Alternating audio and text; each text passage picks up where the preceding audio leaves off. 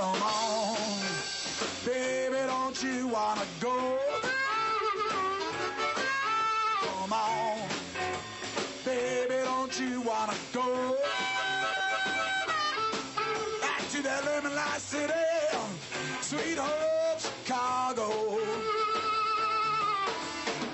224 446. Come on, baby, now get your business fixed. Come on. Honey, don't you... I may be Marty Levinson, and I may be Rabbi Doug, but either way, you're watching the Northtown News Magazine show. Hi, I'm Marty Levinson. Welcome to the Northtown News Magazine. Your host, Avi Meyer, and the greatest cameraman of all, Sonny Hersh. Hi, everybody. Welcome to the Northtown Neighborhood News Magazine, a presentation of Sonny Hersh and myself. Sonny, of course, is the chairman of the District Advisory of the 24th District, runs Caps Beat 2413, and you can check out all the good Cap stuff on the web at www.caps24.org, which is a site that Sonny maintains. Our website for the TV show is www.ntnm.org. And stick around because segment 2 today is going to be Amy Zander of the Westridge Chamber of Commerce, and segment 3 will be Zara Quadri of Zam's Hope. And segment 1 is going to be one of my favorite people in the neighborhood, and one of the people who makes this really a great neighborhood, the commander of the 24th District, Commander Bruce Rottner. Commander, how you doing? Great, Avi. How are you? First of all, thank you very much, and I'm so glad you could make it today. My pleasure. We'd like to get you on more often, but you insist on naturally doing things like working. Some of us have to do that, Avi. It does happen.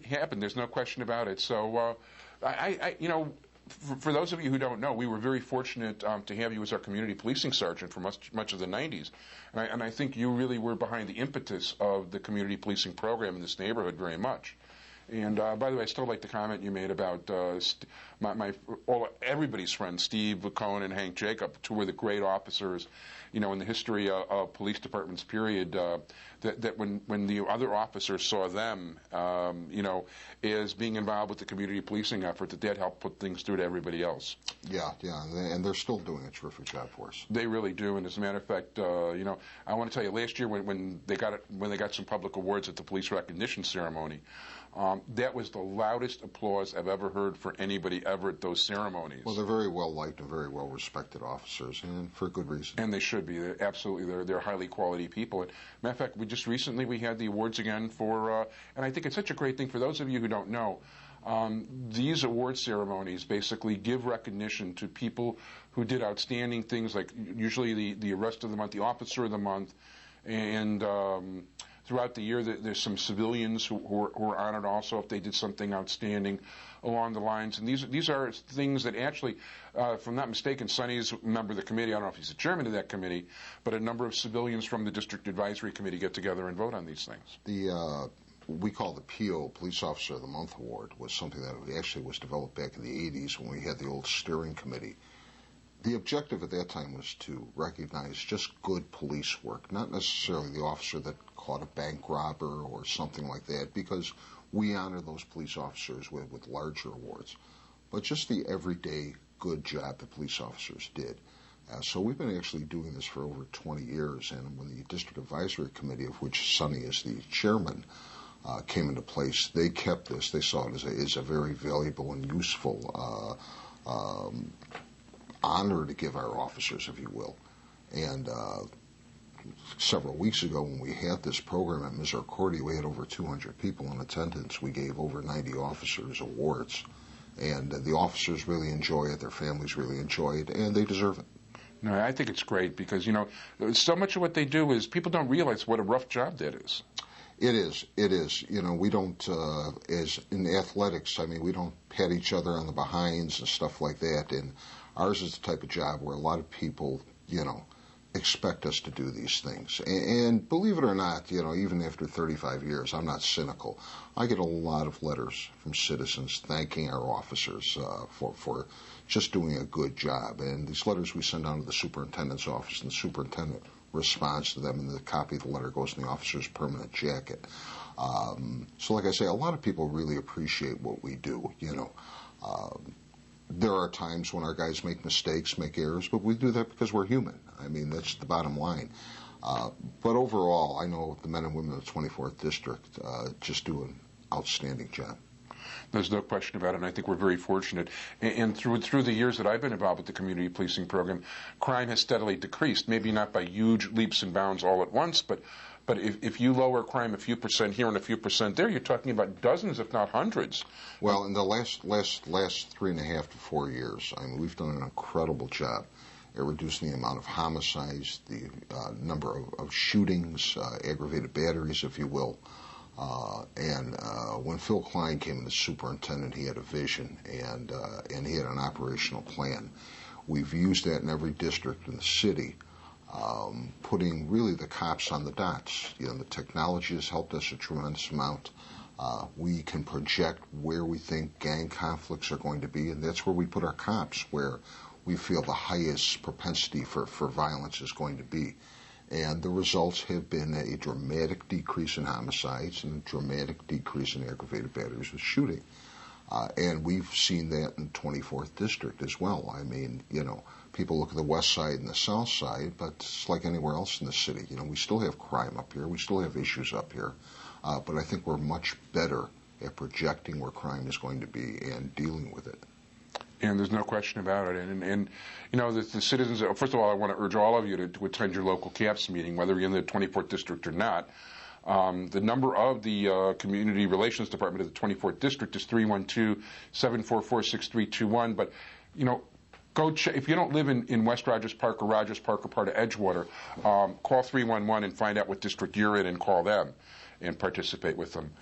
And speaking of outstanding officers and awards, I understand that there's a couple of officers that are being given some very meritorious awards. Yeah, on May 9th, the police department has its annual recognition ceremony, and this recognizes outstanding police work by officers from all over the city.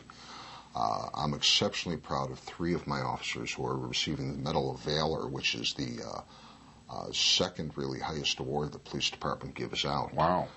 That's Sergeant David Welbel. Great guy.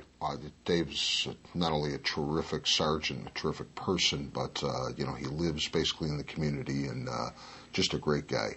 Officer Leo Ivory, who was his partner the day this happened, and Officer Jerry Nelson, who was involved in another incident. And another fine individual. Yes, they're all great police officers and great people. And again, they received the Medal of Valor, so it's a very prestigious award. Wow, that sounds great. Yeah, and their families will be there, and the mayor attends, and it's a big time thing. But they deserve it. Officer Ivory's actually been on the show. He used to be one of my beat cops over here. Yeah, right, exactly. Yeah, he was on 2412. 2412, yeah. Exactly, and he was actually Sergeant Welbel's partner. The incident that they're getting the award for occurred, so we're very, very proud of them. No, that's terrific. It really is. Now, one thing I want to say, too, and you guys get very involved in the community. Amy Zander of the Westbridge Chamber of Commerce has her Tournament of Heroes, which I think is a great name, softball game, which is going to pit the local fire department against your guys. Yes, right. I don't want to exactly call it a grudge match, but we made a very valiant comeback last year in the first annual Tournament of Heroes. We fell, I think, on 1 run short of victory, so we're looking forward to it this year. But overall, it's just a great, great thing for the community. It's a great thing for the police department, for the fire department. It's friendly competition. I really respect what firefighters do. I couldn't do that, and most firefighters will say they couldn't do what we do. But we have a real mutual respect, and we have a lot of fun. And again, it's a great thing for the community. I understand Amy has really expanded this year. It's gotten some additional sponsorship, and we're really looking forward to it. It should be a lot of fun. And, yeah, you guys did make a great comeback last year, and you came up just a tiny bit short. Yeah, well, so hopefully you can turn the tables this year. Well, we're planning on doing that. That's Monday. By the way, Amy's segment is coming up next. So that's Monday, June 25th, if I'm not mistaken, over at the New Thillans. It's a great chance to check out the New Thillans. Yeah, the New Thillans, I've actually seen it since they've done the work on it. It's just beautiful. It's really a model for that type of stadium throughout the country. And we're just so happy that we were able to get it as a park and something that belongs to us and something for all kids to play. I know when my daughters were young, and they played organized softball, there was always a Thillans Day, and it was like playing in a big league park to them. You know? I played there once. It was really exciting. It really is. It really is. it's nice to have real fences and everything. Sure, And yeah, sure. no, it's definitely a thrill. And listen, I'm glad both Alderman Stone and Terry O'Brien did a great job of securing that land. I agree. For the Park District, and people don't give them enough credit. Those guys are terrific. So, are there any? So, what would you advise people to do? Attend your CAPS meetings, keep your eye out. I mean, we started community policing here in 1993. As I've said before, we were a prototype, and I think we do it as well, if not better, than just about anybody else in the city.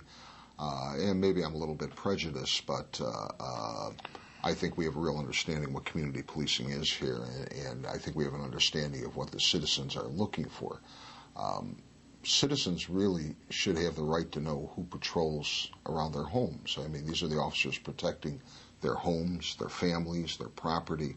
The CAPS meetings are the way to actually go and see the officers who are delivering the services to them.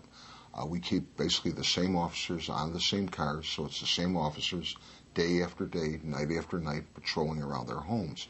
And this is a chance for the citizens to come in, sit down with the officers, look at some of their concerns, and work together to solve them.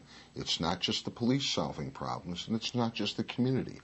It's a partnership between the community, the police, and city services to solve problems. We've been very successful up here in the 24th District in doing that. there's no question, and I'll tell you from, I'm fortunate enough to be one of the people involved in the CAPS programs, that one of the really important things I've seen is the trust that's built up between the officers, the relationship between the officers and the citizens.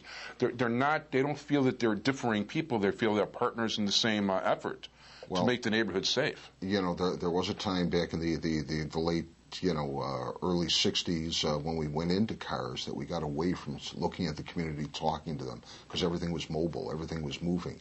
Now, with CAPS meetings and the CAPS philosophy, again, it gives the citizens a chance to sit down and meet face-to-face and talk.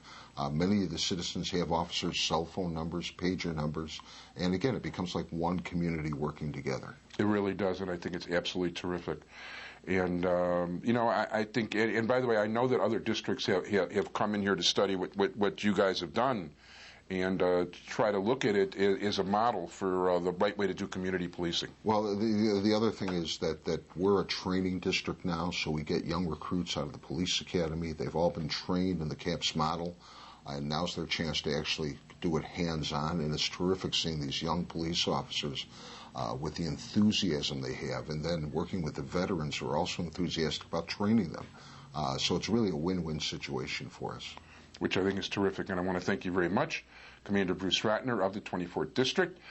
We look forward to having you again on soon. We want to congratulate all the officers and throughout the various awards. And if you'd like to contact the Community Policing Office, it's 312-744-6321 if you're in West Rogers Park, or the northern end of Edgewater. Otherwise, call 311 to find out information on your CAPS meeting and what's going on in your neighborhood. Commander, thank you so much. Thank you, Avi. I enjoyed it.